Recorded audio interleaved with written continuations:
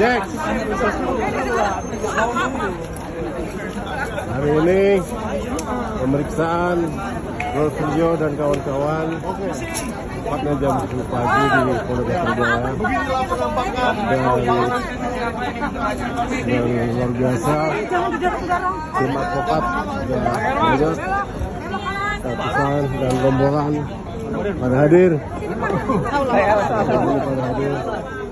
untuk mendampingi Rolfrio dan kawan-kawan. Bapak-bapak, ibu-ibu, ada orang yang siap semua.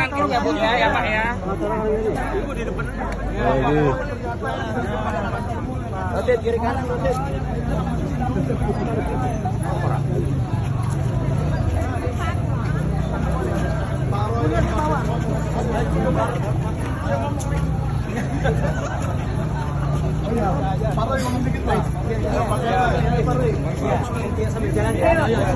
jalannya pelan-pelan aja Pak Roy. Jalan ke Alhamdulillah, insya Allah pada pagi hari ini, Kamis tanggal 13 November 2025, kami berdua, saya dan Dr. Rizwan dan satu lagi Dr. Tifa udah masuk ya, itu akan menjalani pemeriksaan selaku tersangka yang pertama. Doakan saja semua lancar, karena apa yang kami lakukan ini adalah bukan untuk pribadi, tetapi untuk seluruh masyarakat Indonesia, untuk kemaslahatan masyarakat Indonesia semuanya. Ya, jadi moga-moga kalau kita sukses dengan doa yang membersamai kami semua dari seluruh masyarakat Indonesia, ya, kita akan bisa meruntuhkan ya oligarki, meruntuhkan kezaliman, meruntuhkan juga kekuasaan yang sudah rezim yang sudah mengangkang Indonesia selama lebih dari 1 dekade dan juga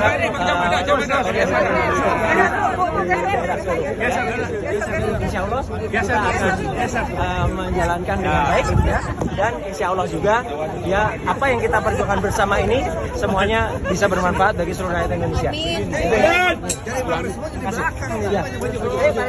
Tambahin statementnya ya penyidik harus kerja keras untuk menunjukkan, membuktikan bahwa kami mengedit atau merekayasa. Jadi penyidiknya yang harus kerja keras karena mereka yang menuduh bahwa kami mengedit atau merekayasa. Yang aslinya aja belum nongol. Pegang ini nih, pegang kamera. Sudah dituduh merekayasa. Ya kan? Yang aslinya belum nongol sudah dituduh mengedit.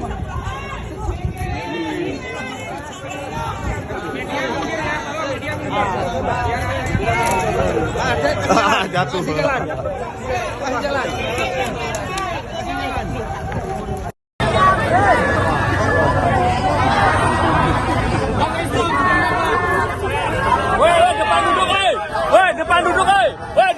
Depan duduk yang rapi.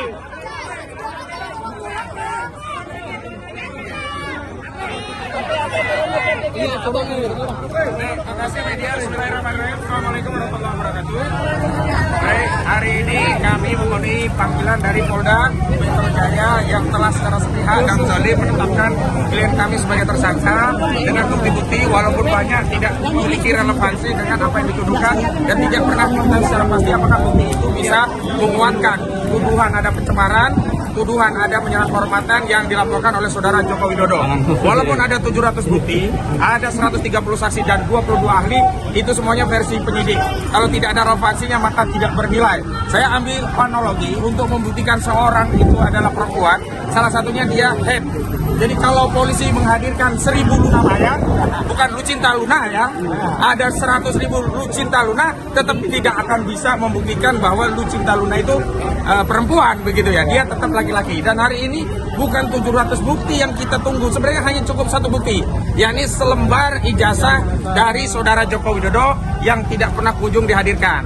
Yang kedua, kami ingin tegaskan bahwa Polda Metro Jaya telah melakukan tindakan yang melanggar presumption of innocence, yakni saat pemanggilan telah secara jelas menyebutkan nama-nama klien kami tanpa menyebut inisial. Padahal awalnya sudah disebutkan secara inisial, tetapi saat pemanggilan yang menjelaskan 3 mekanisme baik dilakukan secara langsung, dikirim lewat WhatsApp dan lewat pos, itu secara tegas menyebut nama-nama. Kalau nama-nama itu muncul dari media, wajar. Tetapi kalau itu dari aparat penegak hukum, itu sama saja. Polda Metro Jaya telah melakukan apa yang disebut pelanggaran asas hukum, presumption of innocence. Yang selanjutnya, hari ini klien kami ada panggilan sebagai tersangka. Padahal ada satu terlapor yang naik juga menjadi tersangka belum diperiksa.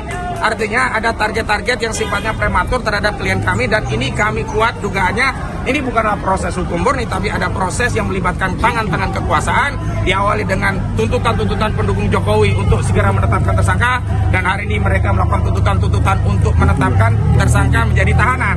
Saya tegaskan, hari ini yang harusnya segera ditahan adalah Firly Bahuri yang sudah 2 tahun lebih sudah tersangka, tetapi Polda Metro Jaya tidak melakukan tindakan apapun. Karena itu hari ini kami yakin klien kami pun tidak akan dilakukan penahanan sebagaimana Polda tidak melakukan penahanan terhadap Firly Bahuri.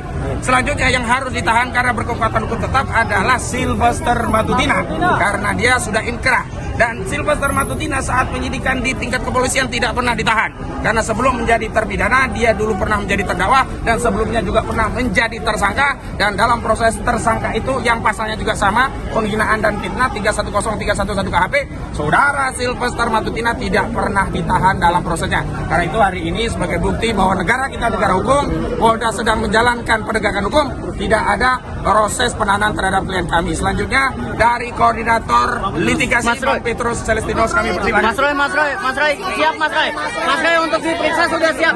Enggak Mas Roy, kita aja Mas Roy. Udah nih gimana Mas Roy? Siap Mas Roy. Kan Mas Roy yang dipanggil nih Mas Roy. Kan Mas Roy yang dipanggil sama Pak Rismon. Kami yang atur. Bahwa hari ini pemeriksaan hari ini harus menjadi momentum penting terutama bagi penyidik. Harus beri kesempatan seluas-luasnya kepada tersangka yang dipanggil untuk kita adu bukti. Karena penyidik menyatakan bahwa mereka sudah punya ratusan bukti, ratusan saksi, puluhan ahli. Sementara dari Mas Roy, Pak Rismon, dan mungkin juga Dr. Tifa, masing-masing juga bawa bukti hari ini. Kita adu secara terbuka di dalam ruang pemeriksaan. Supaya ini tidak menjadi teka-teki.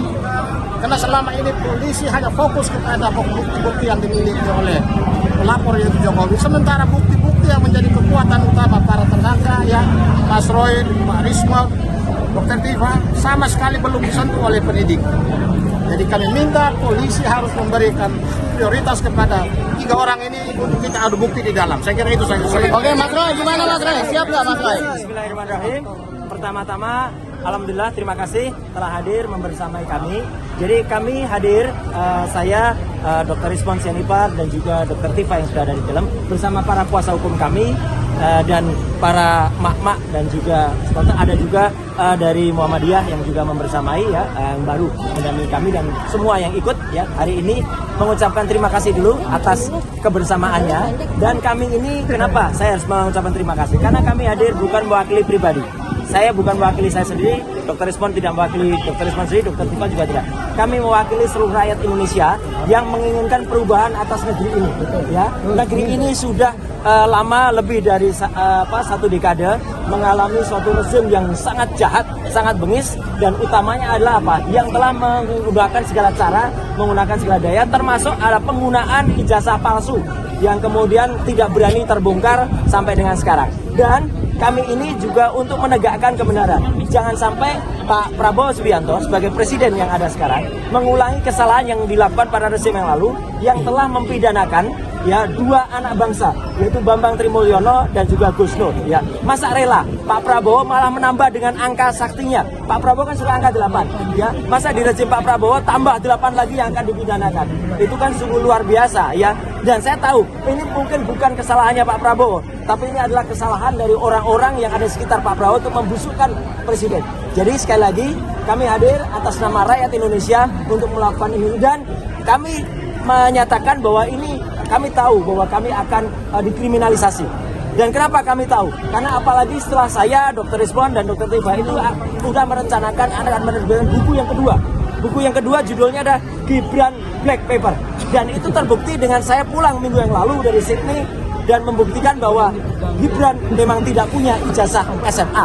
Ya, SMA-nya tidak hanya SMA luar negeri, tapi bahkan kalau disetarakan dalam negeri. Dan ini yang semakin buat panik, dan kemudian justru ini adalah langkah kita untuk semakin menegakkan kebenaran.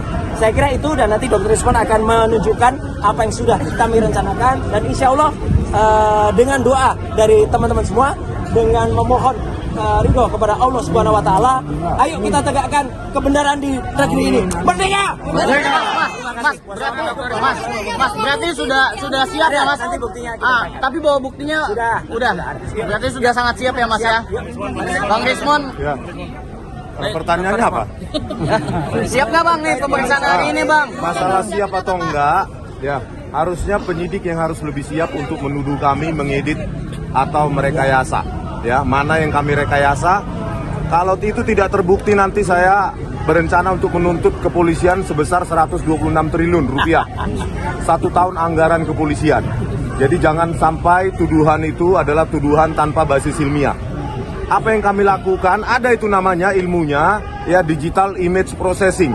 Jangan sampai ilmu tersebut jadi ilmu terlarang.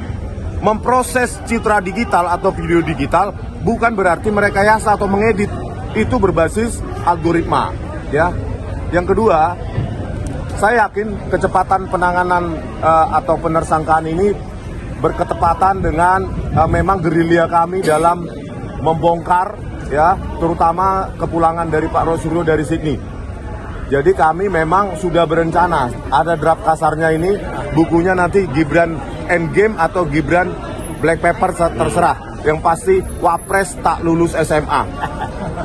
Data itu kami dapatkan dari mana? Dari Ditjen Dikdasmen sendiri dan temuan faktual yang ditemukan oleh Pak Roy Suryo. Oleh karena itu ini akan kita edarkan, kalau bisa gratis ya Mas ya. PDF-nya kalau bisa kita buat gratis, dan ini saya titip kalau mau digandakan secara gratis juga saya titip ke pengacara. Ini worst case scenario, siapa tahu terjadi hal-hal yang tidak diinginkan, ya kan? Oleh karena ini foto aja, fotokopi semua, atau saya bagikan nanti PDF gratisnya secara cuma-cuma untuk seluruh rakyat Indonesia, bahwa kita sayangnya negara sebesar ini memiliki wapres yang tidak pernah lulus SMA baik dalam maupun luar negeri, tidak pernah punya ijazah SMA baik dalam maupun luar negeri. Apa yang dia tempuh adalah, ini menurut Ditjen Dikdasmen, sekolah di Orchid Park Secondary School sampai kelas 10 atau kelas 1 SMA, dilanjutkan dengan diploma di UTS Insearch. Bayangkan, kelas 10 atau kelas 1 SMA plus diploma yang harusnya pendidikan tinggi awal D1 itu disetarakan dengan SMK bidang akuntansi dan keuangan. Artinya apa?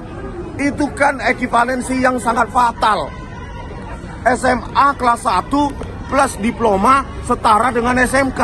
Berarti wapres kita ini tak pernah lulus SMA dan tidak pernah lulus atau tidak pernah punya ijazah SMA. Oleh karena itu, Pak Prabowo Subianto, jangan sampai ini menjadi dibawa ke arena politik. Kami peneliti, kami berhak meneliti dokumen publik. Kenapa dokumen publik? Karena Joko Widodo pernah menggunakan ijazah itu sebagai presiden, di samping gubernur maupun wali kota. Oleh karena itu, ini untuk kalian, nanti bisa digandakan, saya titip ke pengacara saya, dan filenya minta ke pengacara saya nanti. Sebarkan seluas-luasnya, dan itu gratis untuk kalian rakyat. Terima kasih. Bang Gufroni selaku LBH Aktif Muhammadiyah yang terlibat.